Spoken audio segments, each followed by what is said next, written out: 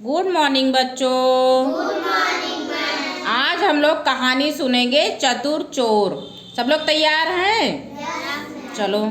एक राजा था। उसके राज्य में प्रजा खूब सुखी थी।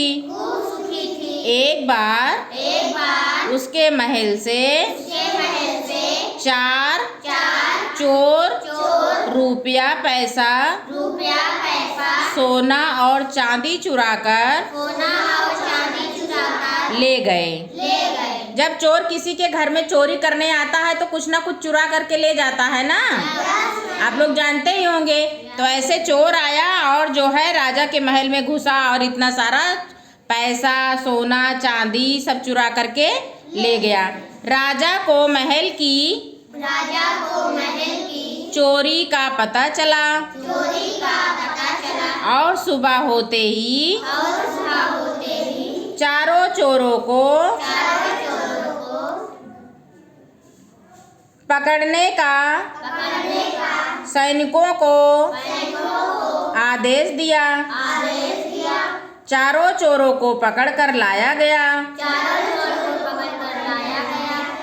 तीनों चोरों को फांसी पर चढ़ा दिया। फांसी पर चढ़ाना आप लोग जानते हैं? कौन कौन जानता है? क्या होता है उसमें? गले में रस्सी डाल के हाँ, गले में रस्सी डाल करके ऊपर लटका दिया जाता है, गला कस जाता है ना, तब आदमी जो है मर जाता है। उसी को क्या कहते हैं? फांसी देना। एक चोर बहुत चालाक था। उसने राजा के सामने शर्त रखी थी कि आप मेरे प्रश्न का उत्तर दो तो मैं आप जो कहो वो सजा पाने को तैयार हूँ। अगर आप मुझे फांसी भी दो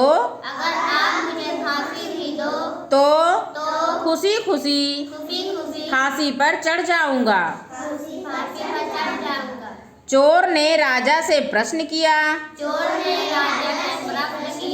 आपने भी बचपन में चोरी की होगी और घर पर पड़े लड्डुओं को चुराया होगा।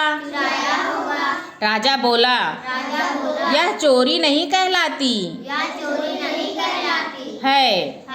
फिर उसने राजा से कहा कि इसी प्रश्न का उत्तर न्यायाधीश से चाहता हूँ। आपने भी बचपन में लड्डू चुराया होगा। न्यायाधीश बोला, यह चोरी नहीं कहलाती। चोर ने कहा कि आप भी चोर, न्यायाधीश भी चोर और मैं भी चोर, तो फांसी पर मैं अकेला क्यों चढ़ूं? राजा ने खुश होकर उसकी सजा माफ कर दी और अपने महल में नौकरी दे दी। तो उसने अपनी चतुराई से अपनी जान बचा ली ना, क्योंकि न्यायाधीश से भी वही सवाल किया और राजा से भी वही सवाल किया कि आप भी बचपन में चोरी करते रहे होंगे, लड्डू वगैरह तो आपने चुराए होंगे। तो उन्होंने कहा कि मैंने ये कोई चोरी नहीं हुई, लड्डू चुराना कोई चोरी नहीं होती।